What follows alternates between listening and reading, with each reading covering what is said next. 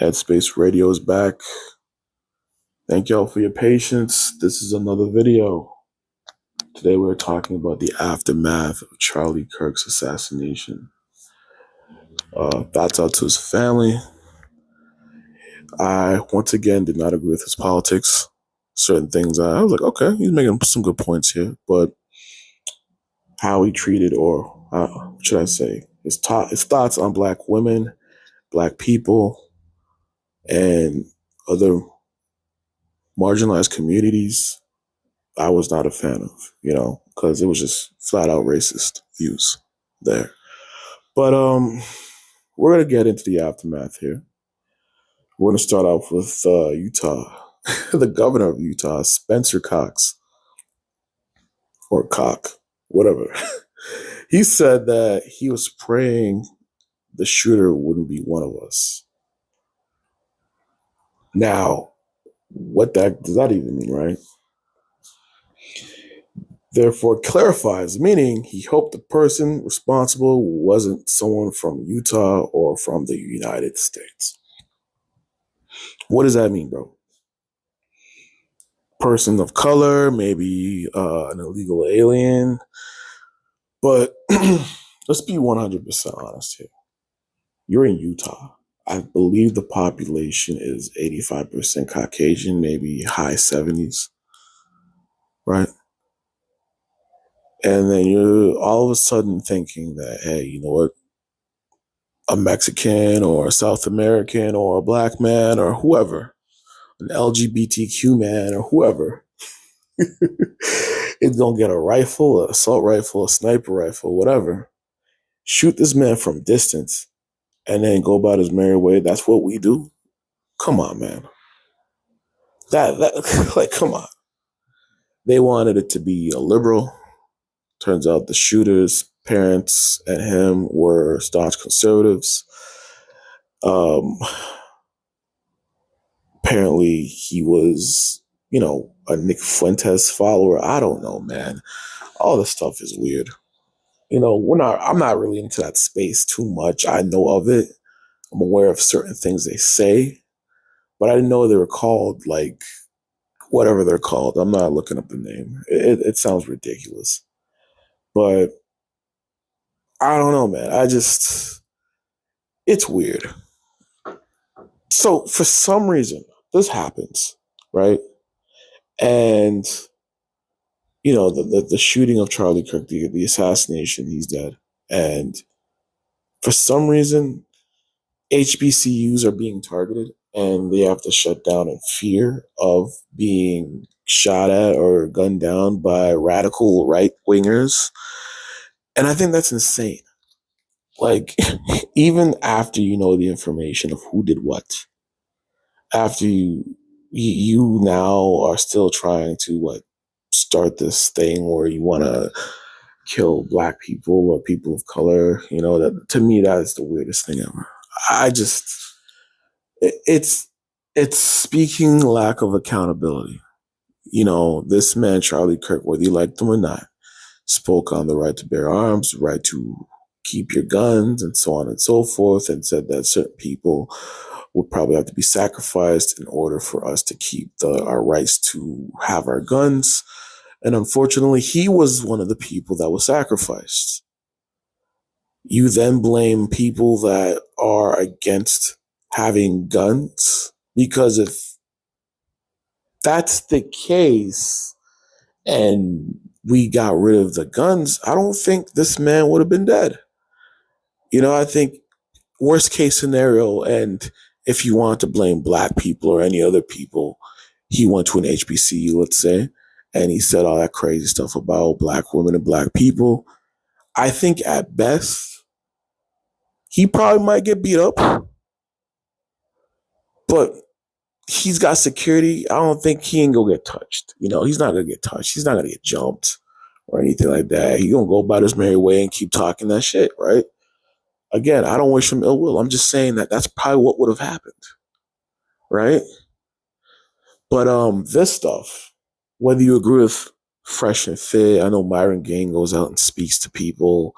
I know there was a video of him in a city at nighttime where he had like a bodyguard and then this black man was trying to get at him. That was crazy. That could have went south. Um, all these other people that do the same type of format that he does, I mean, I think they're kind of scared in their boots. And I don't think they should be scared, but I think they have a right to be scared. I think they got to let that die down a bit because, quite frankly, America is very unstable right now, all the way from the top down to the bottom. And yeah, it's not looking good, man. It's really not looking good. I don't know where this goes. I don't know how this ends. Your guess is as good as mine. And honest to God, I just hope it doesn't go down a horrible path.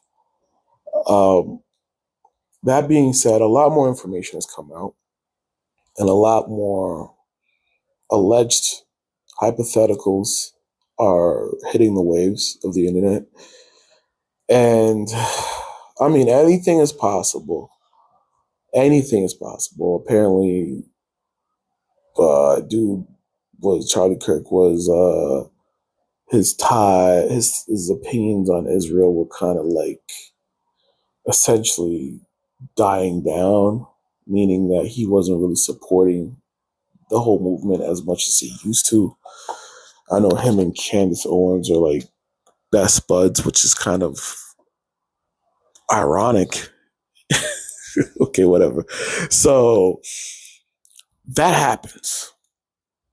And the other rumor or conspiracy, I can't confirm this. I'm just putting this out there because it's what I've heard, right? Don't take what I'm saying as the gospel or the truth, ladies and gentlemen. That apparently Netanyahu wished for his prayers, Charlie Kirk's prayers, before he got shot. And I'm like, huh? What the hell?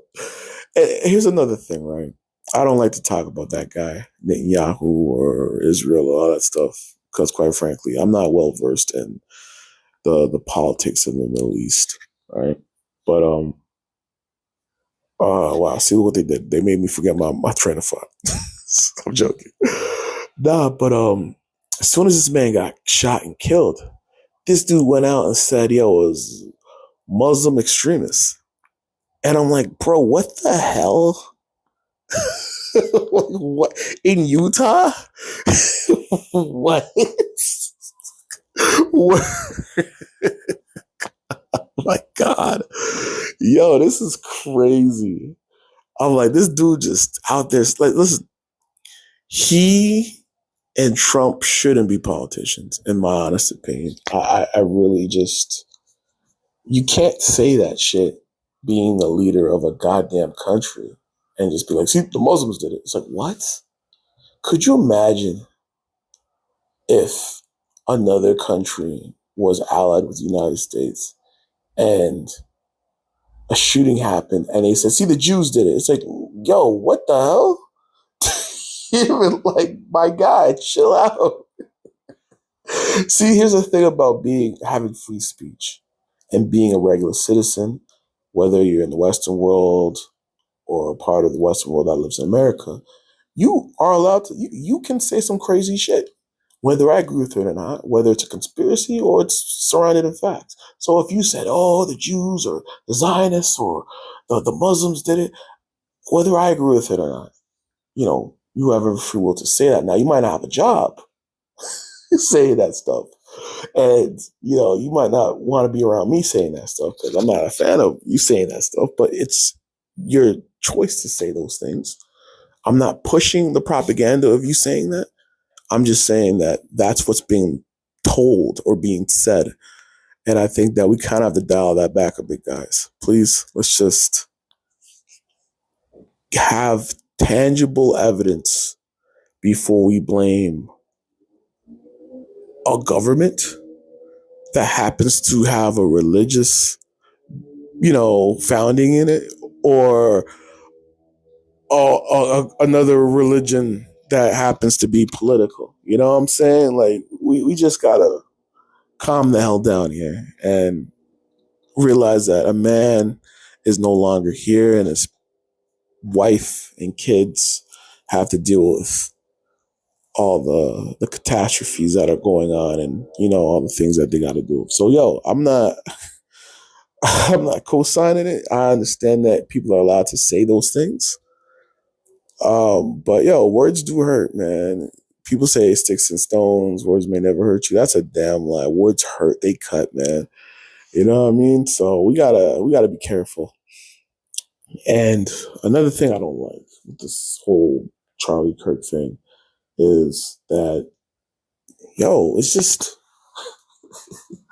what the hell, man? Like we got people out here um wanting civil war.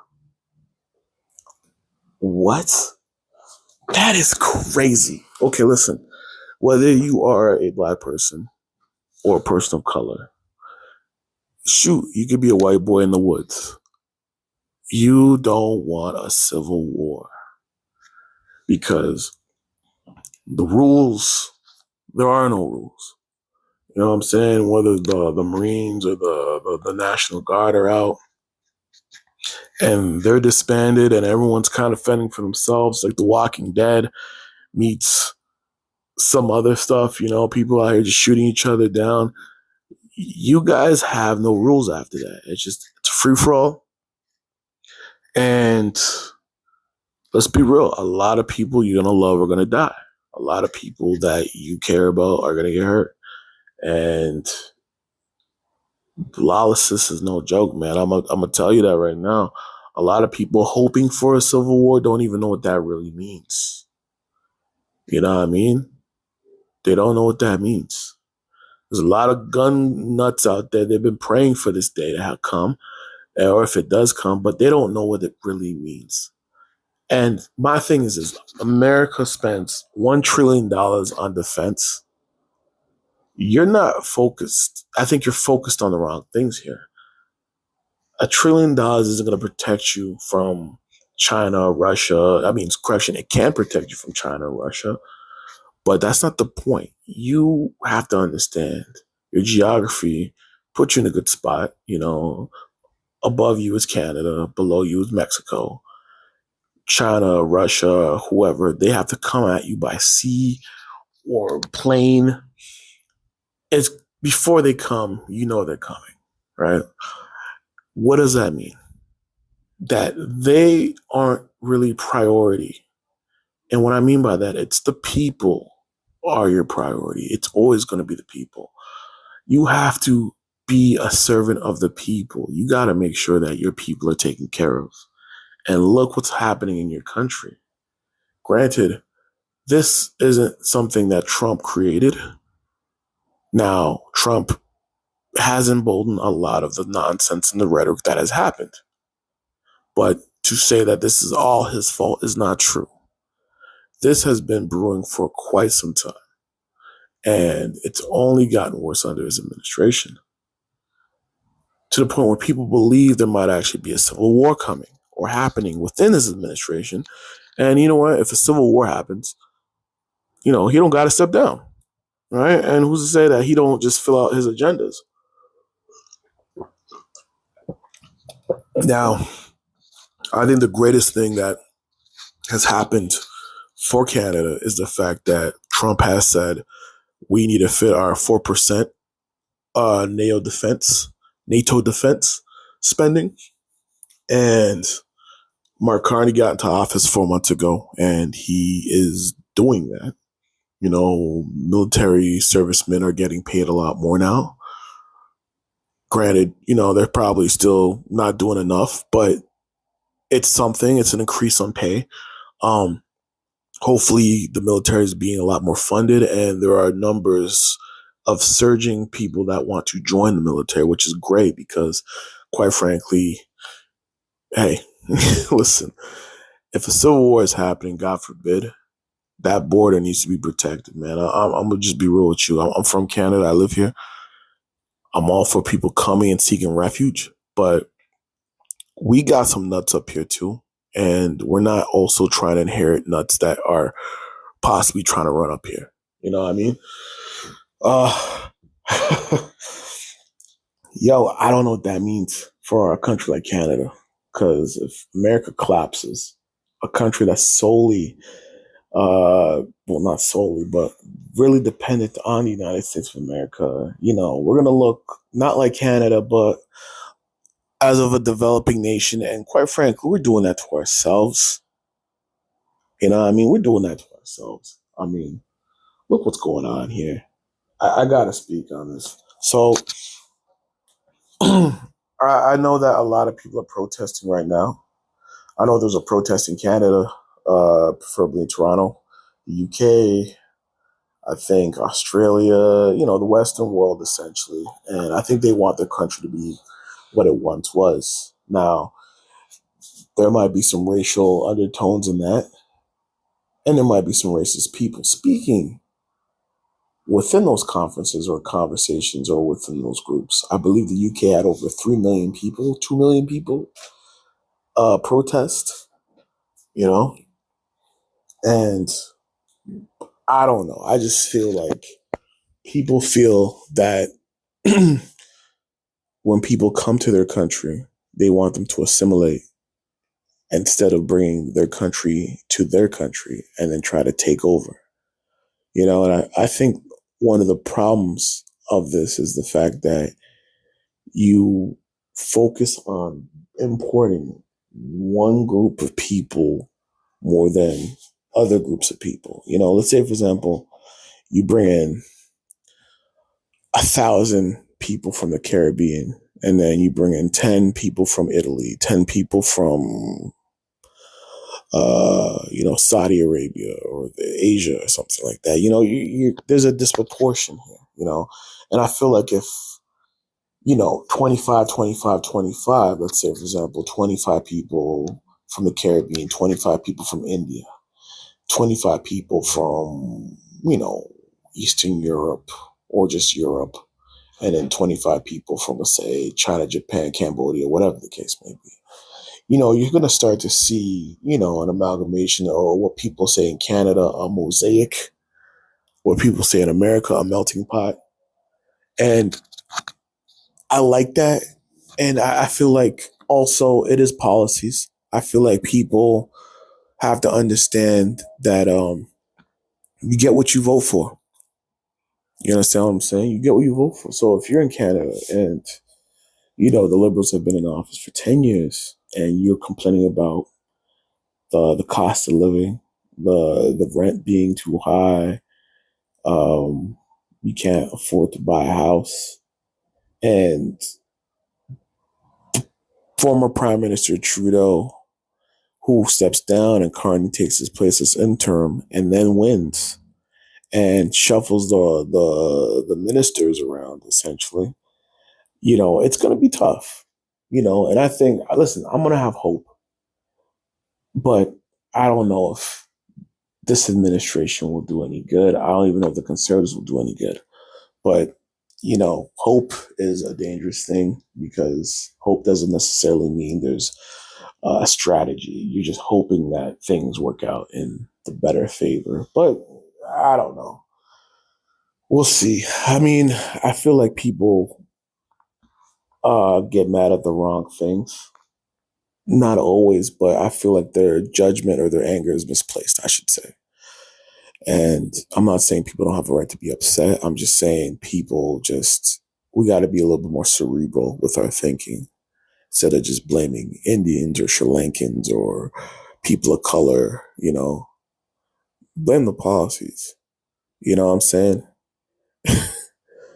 I, I do think it's a wicked game that, we bring in so many people and then you hold them up in hotels and give them like money to spend and, when before all this, homelessness was still a problem, and currently it is a problem now. And we did all this to make sure people didn't get, out of home, but former military vets or military vets, I should say, people that have, died for this country, sweat for this country, lost limbs for this country, are having a hard time finding a home or finding the proper care.